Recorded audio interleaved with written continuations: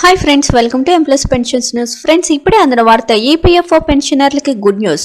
బ్యాంకులో మాదిరి ఈపీఎఫ్ఓ సదుపాయం వివరాలు అయితే వీడియోలో తెలుసుకుందాం.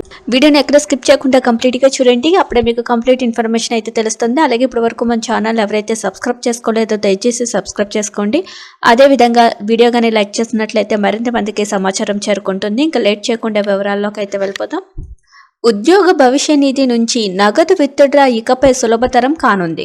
బ్యాంకు ఖాతాల మాదిరిగానే ఈపీఎఫ్ఓ నగదును కూడా విత్డ్రా చేసుకునే సదుపాయం అందుబాటులోకి రానుంది. ఏటీఎంతో పాటు యూపీఐ ద్వారా కూడా నగదు ఉపసంహరించుకునే సదుపాయాలు త్వరలో అందుబాటులోకి రాబోతున్నాయి. ప్రస్తుతం పీఎఫ్ నగదును విత్డ్రా చేయాలంటే కొన్ని రోజుల సమయం పడుతుంది. తిరస్కరణకు గురైన సందర్భాలు కోకొల్లలు. ఈ నేపథ్యంలోనే నగదు విత్డ్రాను సులభతరం చేయాలని కేంద్రం నిర్ణయించింది. ఇందులో భాగంగానే ఏటీఎం ద్వారా నగదు ఉపసంహరణకు అవకాశం కల్పించబోతున్నట్లు కార్మిక శాఖ మంత్రి మన్సుఖ్ మాండవీయ కొద్ది రోజుల క్రితం స్వయంగా వెల్లడించారు. జూన్ నాటికి ఈ సదుపాయం రాబోతోందని పేర్కొన్నారు. మరోవైపు యూపీఐ ద్వారా పీఎఫ్ ఉపసంహరణకు సంబంధించి కూడా కసరత్తులు జరుగుతున్నాయి.